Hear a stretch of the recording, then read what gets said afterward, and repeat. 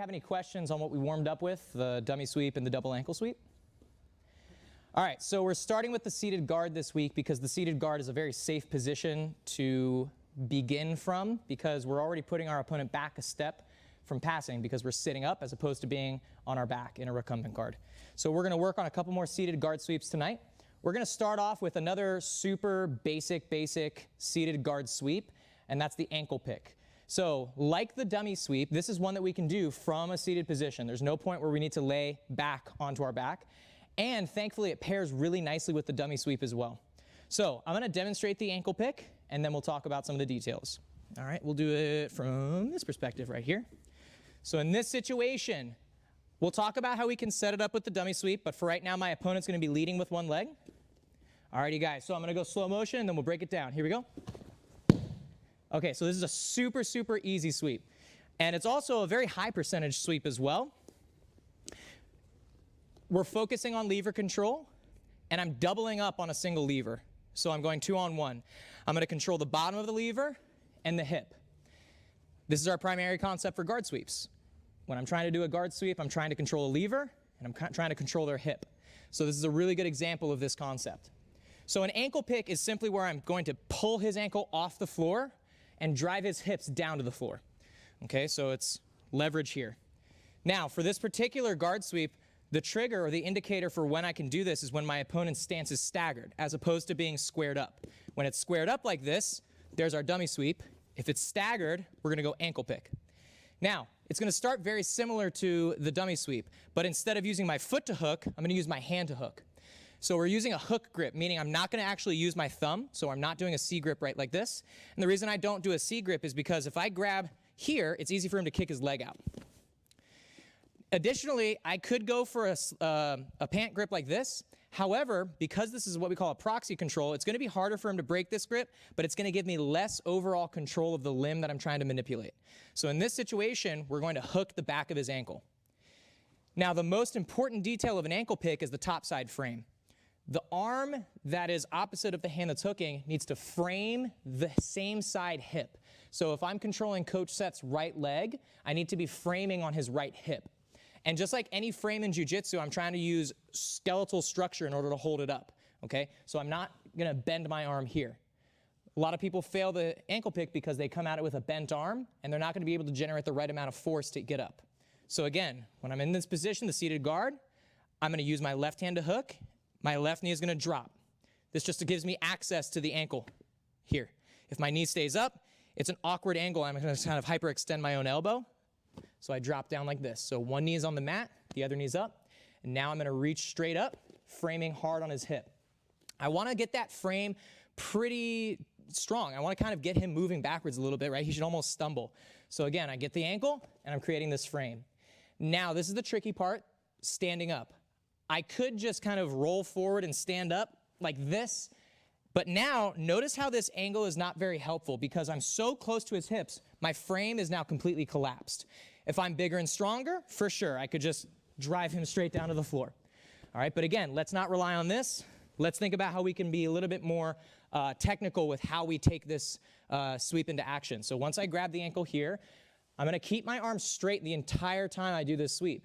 In order to get up, I'm actually going to take my feet and I'm going to swing them behind me, okay?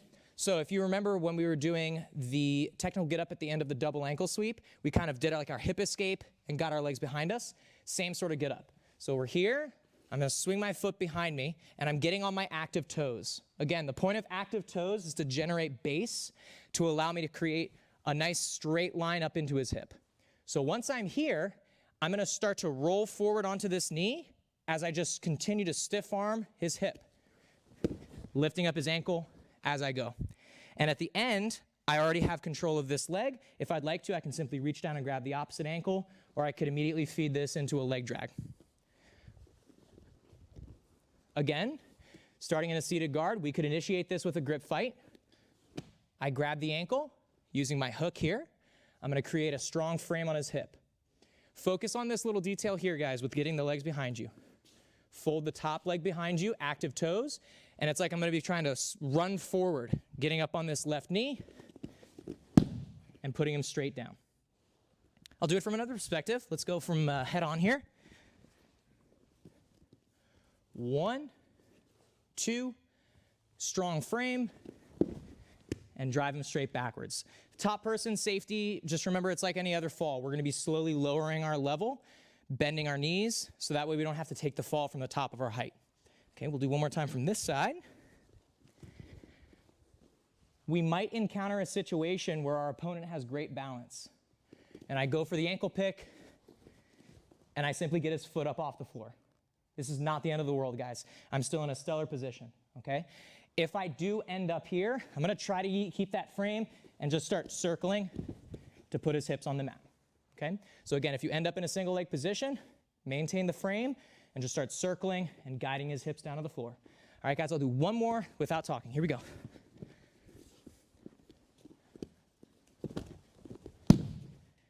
Again, once I'm done, I should be up. I can get double levers or start fitting in for my guard passes. Okay, guys, any questions on this?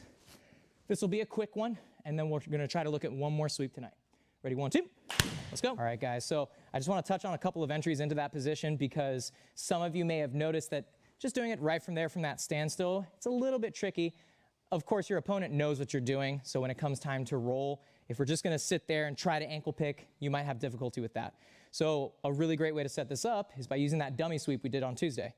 The reason for that is because when I hit the dummy sweep, they're gonna do one of two things. They're either gonna fall or they're gonna suddenly stagger their stance and step backwards, leaving a leg behind, and then we can immediately come up on the ankle pick. So this will be a great option that we can try, all right? So we'll go through one time real quick. So I'm gonna start off going for my dummy sweep, and the person on top, we're gonna step our leg out because we don't wanna get swept, okay? So again, I'm here, I sweep, he steps back, but he leaves this foot behind. As soon as he leaves this foot behind, I come up with the ankle pick right away. There wouldn't be that pause in the middle, right? Of course, when I do this, it'll be here, and I come up with it right away, okay? But again, it all starts with that frame. If I'm not creating this frame on the hip here, then I'm not gonna be able to manipulate his hips, okay? Again, it's all about controlling a lever and their hips at the same time. So play around with this, guys. We're gonna start with the double ankle sweep, the dummy sweep first. They step out, and then we come up with that ankle pick. At the end, remember, I always wanna finish with some type of lever control on top, either with a single ankle or double. Alrighty, guys, so we'll go one more time from a different perspective. We're always gonna pretend like we're starting off with hand fighting, okay? Of course, we're drilling right now, but in reality, we're going to be hand fighting. I'm trying to deny them lever access to my ankles. Dummy sweep, come up on the ankle pick, and then we're all set. All right, we're just creating that window of opportunity where they're committing their weight here to this leg, keeping their center of gravity a little bit further back. We're gonna be able to come right up on it. Alrighty, guys, any questions? Let's do one more quick round, and then we're gonna try to get into a new sweep tonight. 1, 2.